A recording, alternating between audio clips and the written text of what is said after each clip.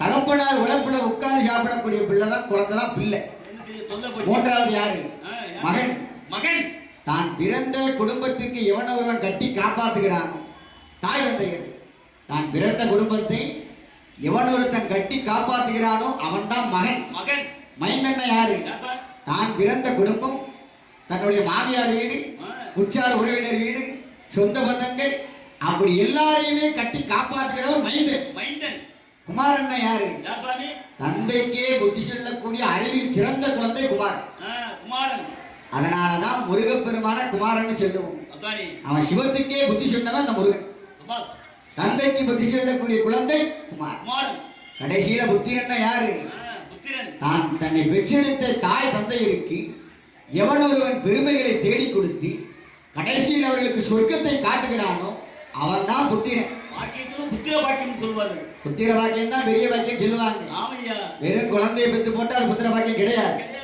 பெற்றெடுத்த தாய் தகப்பனுக்கு பெருமையை தேடி கொடுத்து அவர்களை கடைசி காலத்தில் சொர்க்கத்தில் கொண்டு போய் விட, அப்படிப்பட்ட குழந்தை தான் புத்திரன். புத்திர பாக்கியம் அதெல்லாம் தெரிஞ்சுக்கிட்டாங்க. இந்த 6 பதங்களும் கண்டபுராணத்தை சொல்லியிருக்கு. அப்படி அந்த 2 குழந்தைகளும் 4 வயதில் நடந்து ஓடக்கூடிய பருவம். வால்மீகி ஆசிரமத்திலே இருந்து லவகுஷன் 2 பேரும் வாழ்ந்து வருகின்றார்களா. வால்மீகி முனிவரே குலகுருவாக இருந்து எல்லா விதமான கலைகளையும் கற்றுக் கொடுக்கின்றாரு. என்ன விதமாக? 4 வேதம், 6 சாஸ்திரம், 64 கலைஞானம், 96 தத்துவம், ஆயக்கலைகள் 64 பள்ளத்தை தேடி வெள்ளம் வருவதை போல இந்த குழந்தைகளை தேடி வருகின்றனர். அவர்கள் என்ன விதமாக கற்கிறார்கள்? அரிச்சுவடி கொண்டை வேந்தன் கொண்டே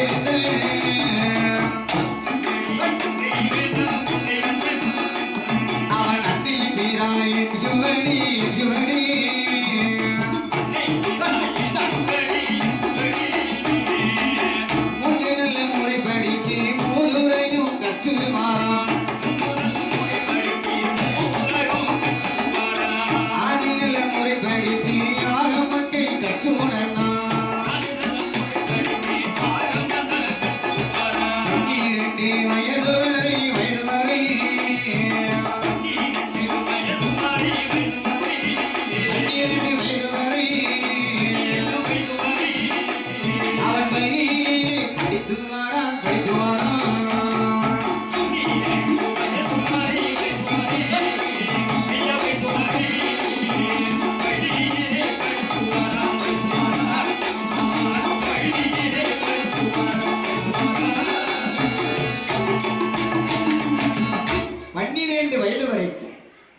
வால்மீகி முனிவருக்கு கீழே எல்லா விதமான கலைகளையும் கற்று வருகின்றார்களா.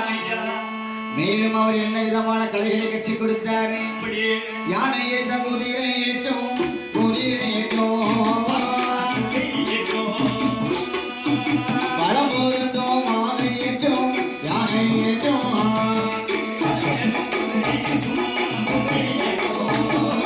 குதிரை ஏற்றும்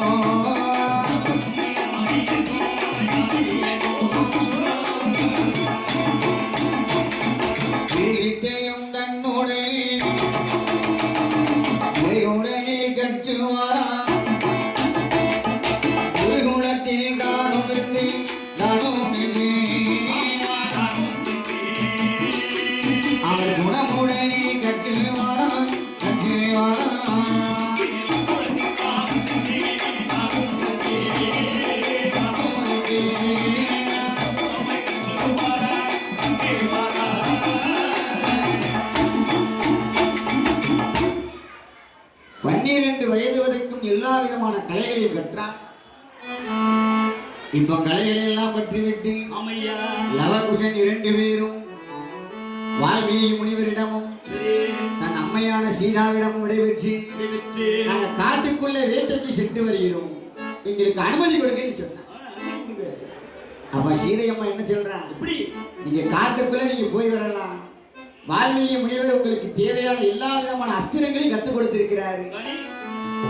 கூடுதலாக நான் உங்களுக்கு ஒரு அஸ்திரத்துக்கான ஒரு வரத்தை கொடுக்கிறேன். என்ன வரம் கொடுத்தா? உக்கிர வீர சக்தி என்ற ஒரு அஸ்திரத்தை கொடுத்தா. சீதா பிராட்டி தன் மகனான லவகுஷன் 2 பேருக்கும் உக்கிர வீர சக்தி என்று சொல்லக்கூடிய ஒரு பெரிய அஸ்திரத்தை கொடுத்தான். கொடுத்து விட்டு அம்மா என்ன சொல்கிறார்? உன் எதிரே இருக்கக்கூடியவர்கள் ஆயுதம் ஏந்தாத வரையில் இந்த அஸ்திரத்தை நீ பிரயோகிக்க கூடாது. மற்ற எல்லா அஸ்திரத்தையும் உபயோகிக்கலாம். இந்த உக்கிர வீர சக்தியை உன் எதிரே இருப்பவர்கள் ஆயுதத்தை ஏந்தினா மட்டும்தான் இந்த அஸ்திரத்தை விடுக்கிறது. அவர்கள் நிராயுதமான இருக்கும் போது இந்த உக்கிர வீர சக்தியை நீ அனுப்பக்கூடாது என்று சொல்லி லவகுசன் 2 பேரையும் காட்டுக்குள்ளே வேட்டைக்கு அனுப்புகிறார்களாம். அதே காட்டுக்குள்ளதான் அஸ்வமேத குதிரை வருகின்றது. சத்துருக்கன் அந்த குதிரையை பின்தொடர அந்த குதிரையானது இவர்கள் வேட்டைக்கு சென்ற அதே காட்டுக்குள்ள வருகிறதா. அந்த குதிரையை கண்ணிலே கண்டான் அவன். அந்த குகன் என்ன பண்ணுகிறான்? அங்க இருக்கக்கூடிய ஒரு மான்குட்டியை பிடித்து தன் தாயான சீதையிடம் அந்த மான்குட்டியை கொடுக்க வேண்டும் என்று குகன் அந்த மான்குட்டியை எடுத்துட்டு சீதையை பார்க்க போயிட்டான். காட்டுக்குள்ளே லவன் மட்டும் வேட்டையாடிட்டு இருக்கிறான். லவனுக்கு எதிரே அரிராமமூர்த்தியுடைய அசுவமேத குதிரை வருகிறது. அந்த அசுவமேத குதிரையுடைய நெற்றியிலே அறிவிப்பு பட்டயம் என்ன எழுதியிருக்கு? இது அயோத்தி நகரை ஆட்சி பண்ணக்கூடிய அரிராமமூர்த்தியினுடைய அசுவமேத குதிரை. எவனுக்கு துணிச்சல் இருக்கோ இந்த குதிரையை பிடிச்சி நீ கட்டலாம். லவன் சின்ன பையன் இல்ல, கொஞ்சம் முழுக்கா இருக்கிறான். யாரடா அரிராமமூர்த்தி? அவனுக்கு தெரியாது. அயோத்தி மாமூரி பட்டினமா அரிராமமூர்த்தியா? துணிச்சல் இருந்தா குதிரையை பிடிச்சி கட்டில் போட்டிருக்கேன். உடனே லவன் எகிரி பாய்ந்து அந்த அசுவமேத குதிரையை பிடித்து ஒரு வாழை மரத்துல கட்டிட்டான்.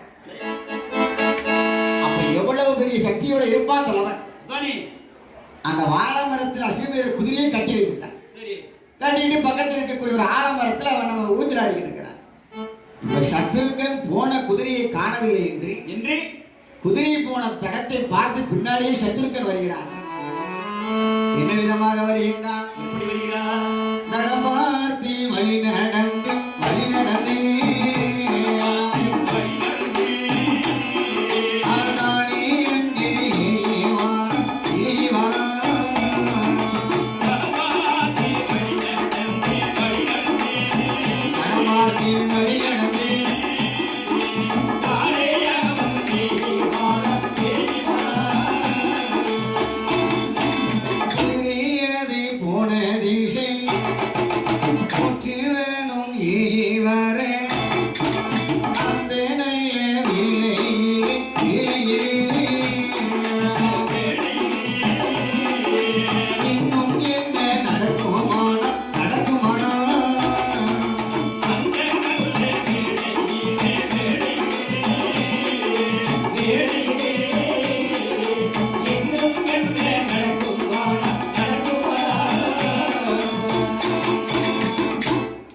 சத்துருக்கன் குதிரை போன திசையை தேடிக்கொண்டு வருகிறான்.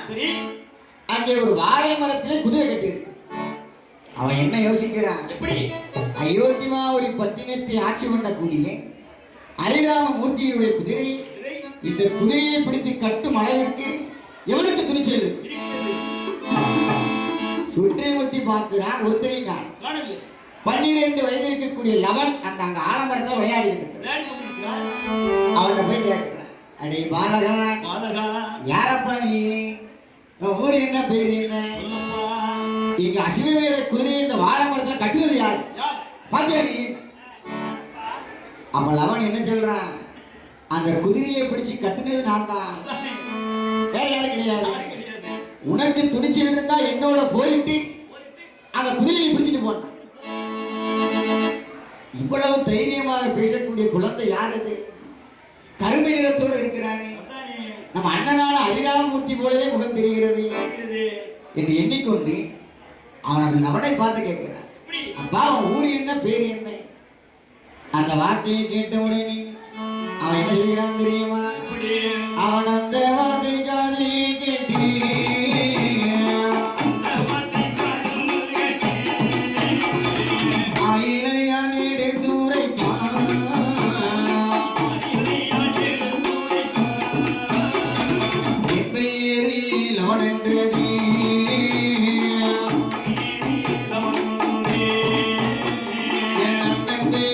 குகனென்று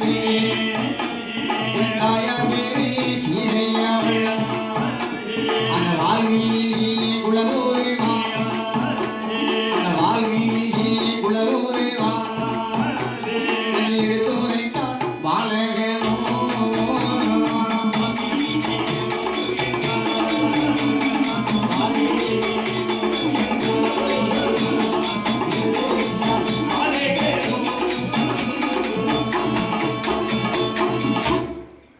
சத்துருக்கன் கேட்கிறா, தம்பி உன் பேர் என்ன, ஊர் என்ன? சொல்லப்பா. எங்க நாட்டு குதிரையை கத்திரிக்கன்னு சொல்றீங்க, தானே. யாரப்பா நீ? என் பெயர் லவன், என் தமையன் பெயர் குகன். நாங்க லவகுசன் 2 பேர். என் தாயார் சீதை. நாங்க வால்மீகியினுடைய மாணவர்கள் என்று சொன்னார். தானே. அவ என்ன சத்துருக்கன் என்ன என்னகின்றான், எப்படி? நாம் சீதா பிராட்டி காட்டுக்குள்ள போகும்போது ஒரு குழந்தைக்கு தானே கர்ப்பமாக இருந்தான். அதானே. இங்க 2 குழந்தை இருக்குன்னு சொல்றாங்களே, என்ன ஆச்சோ தெரியவில்லை என்று தெரியவில்லையே. அந்த சத்துருக்கனானவன் வில்லை வளைத்து அம்பை தொடுக்கின்றானா. கட்டி போடக்கூடிய ஒரு அம்பை தொடுத்தான். அந்த அம்பானது அந்த லவனுடைய மேலே பாய்ந்து கை கால்களை கட்டி போட அந்த லவனை சத்துருக்கனானவன் தன் ரதத்திலே ஏற்றிக்கொண்டு ஏற்றிக்கொண்டு கட்டியிருந்த அசுரமேத குதிரையை அவிழ்த்து விட்டு ஆமையா. அரண்மனையை நோக்கி வந்து கொண்டிருக்கிறானா. சரி. அப்படி வரும்போது இதை எல்லாம் அறிந்த குகன் அந்த ரதத்தை பின்தொடர்ந்து வருகிறான். சரி. ரதத்தின் குறுக்கே அவன் எப்படி வருகிறான், எப்படி? அங்க ஓட்டம் நல்ல பெருநடையோ ஓடி வா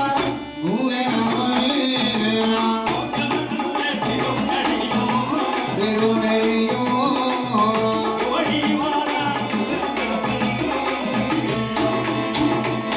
ரதத்தையுமே பின்தொடர்ந்து வேகமாக ஓடி வாரான். அசுவமேத குதிரை அதை அதிவிரைவாய் தேடி வாரான். எப்படியா வருவதைக்கும் சத்துருக்க ஏதோ செய்வான்.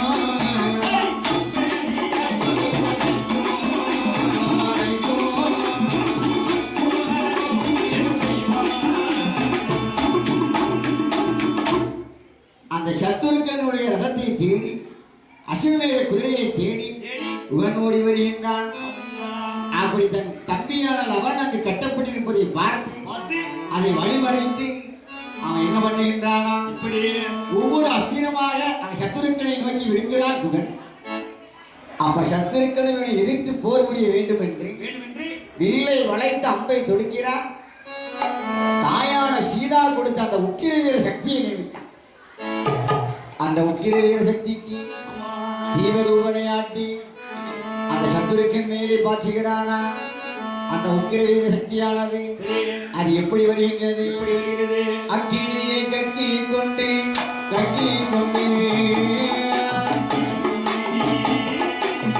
அது அதிவீரைவாய் வருகுதையா வருகுதையா.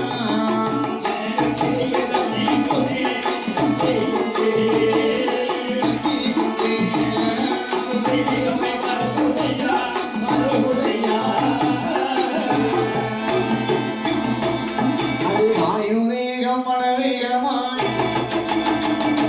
வான்வழியை வருகுதையா. சத்துருக்கன் நெஞ்சதிலே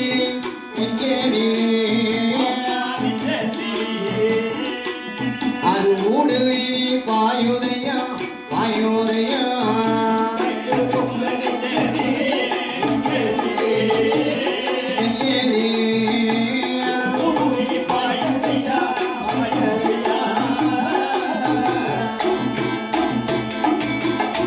தாயார் கொடுத்த உக்கிர வீர சக்தியை ஏவுகிறான்.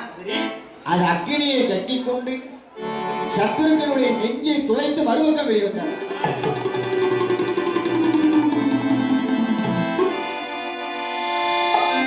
சத்துருக்கன் மறுகணமே வேறிருந்த மரம் போலே கீழே சார்ந்து உயிரை விட்டானாம். இதையெல்லாம் பார்த்து கொண்டிருந்த ஒரு போர் வீரன் ஓட்டமும் பெருநடையமாக அயோத்தியபுரிக்கு சென்று சென்று ராமனை பார்த்து சொல்கிறார், அப்படி 2 குழந்தைகள் உங்க தமையனோடு போரிட்டு போரிட்டு சத்துருக்கனை கொன்று விட்டார்கள். சத்துருக்கனை கொல்லக்கூடியவர்கள் இருக்கிறார்களா?